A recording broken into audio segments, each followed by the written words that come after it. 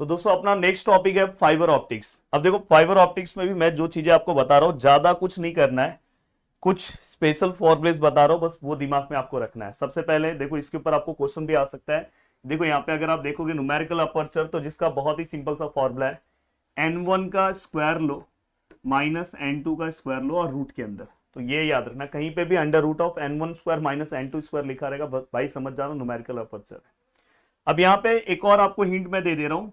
n1 मतलब क्या होता है दोस्तों, रिफ्रैक्टिव इंडेक्स ऑफ, यहाँ पे याद रखना कोर का है, और ये रिफ्रैक्टिव इंडेक्स किसका है दोस्तों, क्लैड का है।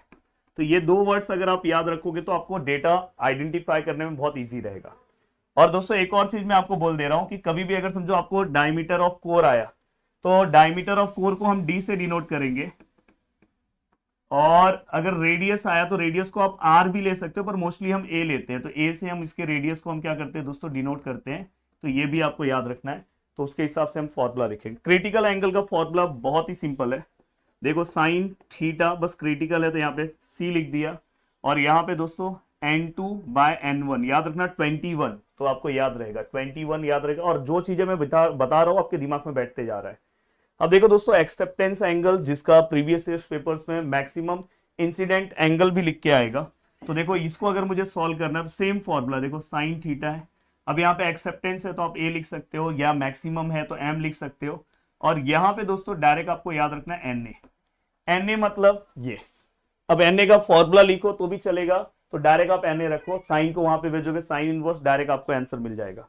अब फ्रैक्शनल इंडेक्स डिफरेंस, ये देखो इसका मतलब आपको मैं बता दूं कि फ्रैक्शनल इंडेक्स डिफरेंस का मतलब क्या होता है दोस्तों, del which is equal to n1 minus n2 divide by n1। ये सिंपल सा फॉर्मूला आपके दिमाग में रहना चाहिए। n1, yes n1 minus n2 perfect है, divide by n1।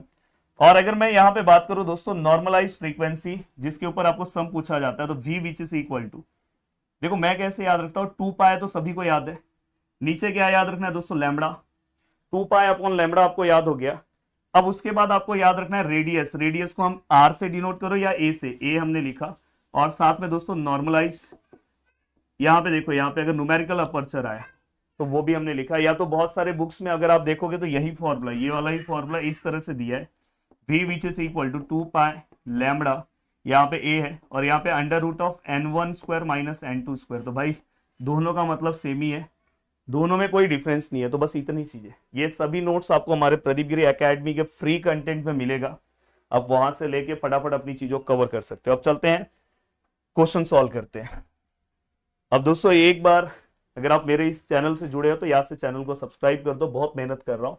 Calculate the numerical aperture, spelling देख लो थोड़ा अलग लिखा है, of a fibre with core index. यहाँ पे डायरेक्ट इन्होंने n1 लिखा है, पर अपने को कोर का पता है तो हम n1 लेंगे 1.55। ये बहुत ही सिंपल क्वेश्चन है, स्टार्टिंग में आ सकता है। और क्लेडिंग का इन्होंने क्या दिया है, n2, n2 का वैल्यू कितना है दोस्तों 1.51। अब मैं यहाँ पे अगर सपोज मुझे न्यूमेरिकल अपर्चर निकालना है, तो मैं यहाँ पे देखो न्यूमेरिकल अपर्चर का फॉर्मूला याद है दोस्तों, under root of n1 square minus n2 square.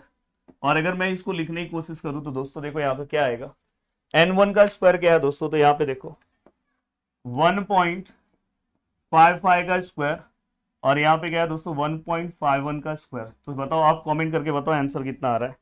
तो फाइनली अगर मैं इसको सॉल्व करूं तो देखो 1.55 का स्क्वायर माइनस 1.51 का square which is equal to, मेरा जो आंसर आया दोस्तों वो आया 0.349 हो गया। बस जस्ट वैल्यू पुटअप किया, सम सॉल्व किया। तो ये स्टार्टिंग के क्वेश्चन में आपको पूछा जा सकता है। देखो अभी ये क्वेश्चन आपके यूनिवर्सिटी का क्वेश्चन है, दिसंबर 2023 का। देखो क्या लिखा, ऑप्टिकल फाइबर रिफ्रैक्टिव इंडेक्स। अब देखो ऑप्टिकल फाइबर का रिफ्रैक्टिव इंडेक्स ये दिया है और ये दिया है, कोर एंड क्लैड। अगर आपको कभी कंफ्यूजन हुआ तो आप देखो ग्रेटर वाले को n1 ले लो, पर वैसे वहां पे लिखा है कोर क्या है दोस्तों अपना n1 1.48, और n2 कितना है दोस्तों 1.41। एंड दोस्तों हमें क्रिटिकल एंगल निकालना है, न्यूमेरिकल अपर्चर निकालना है। तो सबसे पहले मैं क्रिटिकल एंगल, उन्होंने बोला है 3 मार्क्स के लिए आपको पूछा जा सकता है, जैसे इस बार मैथ्स में 3 मार्क्स करके उन्होंने टोटल 5 क्वेश्चन पूछ लिए यार, बहुत ज्यादा क्वेश्चन पूछा उन्होंने। अब क्रिटिकल एंगल का फॉर्मूला याद करो, देखो ये मत कि मैं बाद में याद करूंगा, थीटा याद है, यहाँ पे सी लिखो, और मैंने क्या बोला कि 21 N2 अपॉन N1। अब देखो मैं नेक्स्ट केस में N2 का वैल्यू कितना है दोस्तों 1.41, N1 का वैल्यू कितना है 1.48, और यहाँ पे क्या है दोस्तों साइन थीटा सी। अब मैं अगर इसे सॉल्व करूं तो, और ये 1 बाय 1 स्टेप वाइज सॉल्व करना, डायरेक्ट आंसर मत लिखा करो, पहले देखो 1.48, अगर मैं इसे सॉल्व करता हूं तो मेरा आंसर है 0.9527, और यहाँ पे है साइन थीटा सी। अगर मैं इसे लिखने की कोशिश करूं तो देखो मैं यहाँ पे साइन, यहाँ पे देखो मैं थीटा सी रख रहा हूँ, साइन वहां पे भेज रहा हूँ तो साइन इनवर्स हो जाएगा, और यहाँ पे क्या है दोस्तों 0.9527, then theta C which is equal to, याद रखना आपका कैल्सी डिग्री में होना चाहिए, तो याद से अपना मॉड शिफ्ट मॉड और वहां पे 3 पे क्लिक करके डिग्री में कर देना, रेडियन में मत रखना, नहीं तो क्योंकि अभी तक आपने कैलकुलेशन मैक्स में रेडियन में रखा होगा तो रॉन्ग ना हो जाए।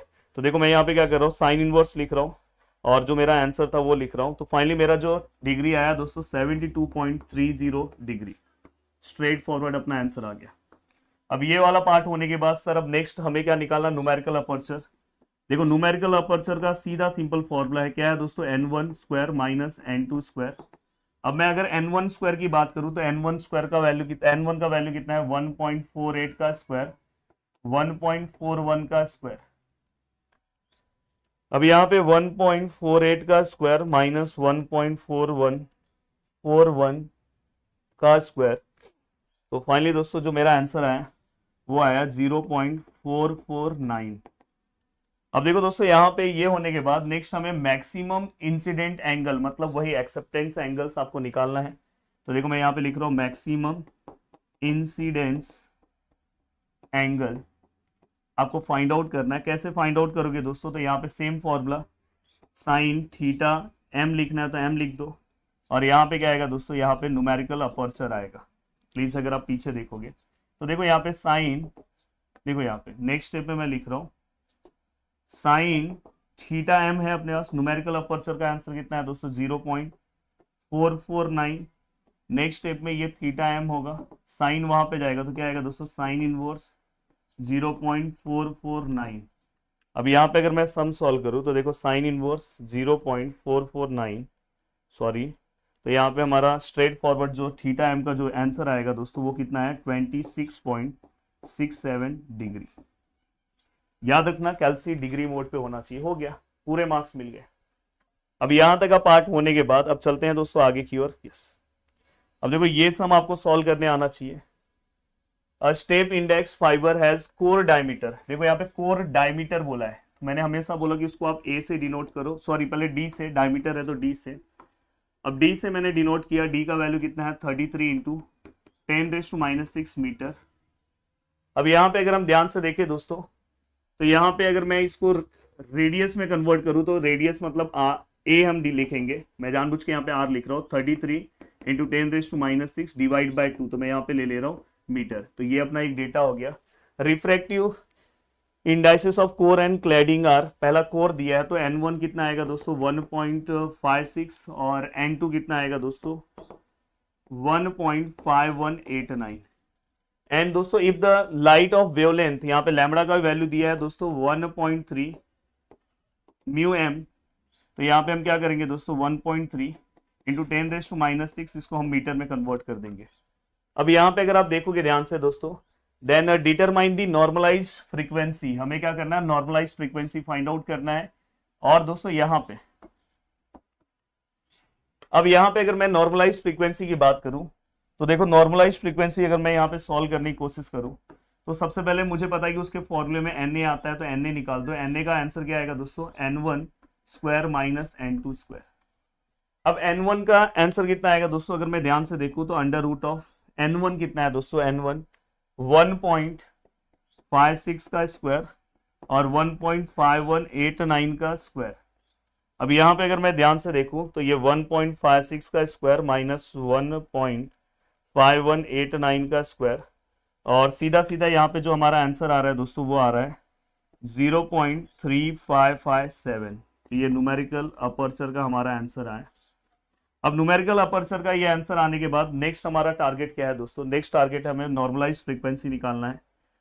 तो हम फॉर्मूला क्या लिखेंगे, 2 पाई अपॉन लैम्बडा इंटू ए, और यहाँ पे क्या आएगा दोस्तों न्यूमेरिकल अपर्चर 2 पाई इंटू ए का वैल्यू कितना है दोस्तों 33/2 इंटू 10⁻⁻⁶। न्यूमेरिकल अपर्चर का कितना है 0.3557, और यहाँ पे क्या है दोस्तों डिवाइड में लैम्बडा का वैल्यू कितना है दोस्तों, लैम्बडा का कितना है 1.3 इंटू 10⁻⁻⁶। देखो मैंने सभी वैल्यूज रख दिए, अगर आप ध्यान से देखोगे 10⁻⁻⁶, 10⁻⁻⁶ कैंसिल कर दो और बाकी को सबको मल्टीप्लाई कर दो 2 इंटू पाई अपॉन 1.3 इंटू 33/2 और इंटू 0.3557, सॉरी। तो जो हमारा आंसर आया दोस्तों नॉर्मलाइज फ्रीक्वेंसी का 28.36। एक बार हम चेक करते हैं कि जो हमारा आंसर है वो परफेक्ट है कि नहीं, जो हमने आंसर निकाला था उससे मैच हो रहा है कि नहीं। एक सेकंड, हाँ यस 28 पॉइंट, मेरे पास जो आंसर आया, जो हमने आंसर निकाला था वो 4 है, पर हमने बाय कैलकुलेशन क्या निकाला है दोस्तों 28.36। तो ये आंसर भी अपना क्या है दोस्तों परफेक्ट है। अब यहाँ पे ये वाला आंसर होने के बाद अब हमें आगे की ओर जाना है। अब आगे इन्होंने क्या बोला है दोस्तों कि whether the fibre support the single mode और मल्टी मोड। तो हमेशा याद रखना कि जब भी हमारा आंसर दोस्तों, जब भी हमारा नॉर्मलाइज जो फ्रीक्वेंसी है दोस्तों अगर लेस देन रहेगा, किससे लेस देन रहेगा 2.405 से, तो हमारा जो फाइबर होगा दोस्तों वो कैसा रहेगा सिंगल मोड। जब इससे कम होगा, पर यहाँ पे दोस्तों इससे कम नहीं है, तो यहाँ पे हमारा जो V का आंसर है ग्रेटर है, किससे ग्रेटर है दोस्तों 2.405 से, इसलिए हमारा जो फाइबर है दोस्तों वो कौन सा है मल्टी मोड है। हो गया, 1 मार्क्स आपको इसका ही मिलेगा। Here of normalise frequency is greater than 2.405, therefore the given fibre is multi mode. हो गया, फट आपने पूरा का पूरा पार्ट कवर कर दिया। अब देखो दोस्तों एक क्वेश्चन मैं आपको देना चाहता हूं, प्लीज हर बच्चा इस क्वेश्चन को सॉल्व करे। यहाँ पे अगर आप ध्यान से देखोगे ग्लैड, देखो यहाँ पे glass glad the bed of core reflective index 1.5। तो यहाँ पे अगर आप ध्यान से देखोगे core glass of reflective index मतलब अपने को क्या दिया दोस्तों N1 कितना दिया दोस्तों 1.5 and the cladding is drop given the fractional. देखो यहाँ पे फ्रैक्शनल इंडेक्स डिफरेंस दिया है, जो मैंने आपको पीछे फॉर्मूला दिया था जिसको हम del N1 minus N2 upon N1 लिखते हैं। तो दोस्तों देखो यहाँ से ये आपको वैल्यू डायरेक्ट दिया है, ये कितना दिया है दोस्तों 0.005 और 0 एक और 0 है दोस्तों, एक और 0 है तो 0.5। यहाँ पे N1 का वैल्यू कितना है दोस्तों 1.5, N2 नहीं पता है, N1 कितना है दोस्तों 1.5। क्या करना है नेक्स्ट स्टेप में आप इसको यहाँ पे लेके जाओ, देखो 0.0005 सॉरी 5 मल्टीप्लाई बाय 1.5, ये जो हमारा आंसर आया तो ये कितना है, ये दोनों का मल्टीप्लीकेशन किया तो दोस्तों 7.5 इंटू 10⁻⁴ आया 1.5 माइनस N2। अब जो मेरा आंसर आया दोस्तों उसको मैं क्या करूंगा दोस्तों, यहाँ पे देखो N2 मैं यहाँ पे ले रहा हूँ प्लस, तो N2 प्लस हो गया और ये क्या 1.5 माइनस 7.5 इंटू 10⁻⁴। तो यहाँ पे 1.5 माइनस 7.5 इंटू 10⁻⁴। आपका कितना आंसर आया दोस्तों, मेरा जो आंसर आया 14,999 परफेक्ट आंसर है दोस्तों। तो ये जो आंसर है मेरा N2 का जो मेरा आंसर है दोस्तों कितना है 1.49925 भी है, चाहिए तो लिख दो। अब देखो दोस्तों ये जस्ट मैंने इसलिए बताया कि ये वाला भी न्यूमेरिकल आपको पता होना चाहिए। तो N1 और N2 आ गए अपने पास। अब आपको देखो यहाँ पे इंडेक्स निकालना है, हमने निकाल दिया। अब क्रिटिकल यहाँ पे इंटरनल रिफ्लेक्टिव इंडेक्स मतलब क्रिटिकल एंगल आपको निकालना है, फॉर्मूला आता है एक्सटर्नल क्रिटिकल एक्सेप्टेंस एंगल्स निकालना है एंड न्यूमेरिकल एपर्चर्स निकालना है। तो ये सब आपको आता ही है। तो यहाँ पे हमारा ये दूसरे लेसन का भी न्यूमेरिकल कंप्लीट हो गया।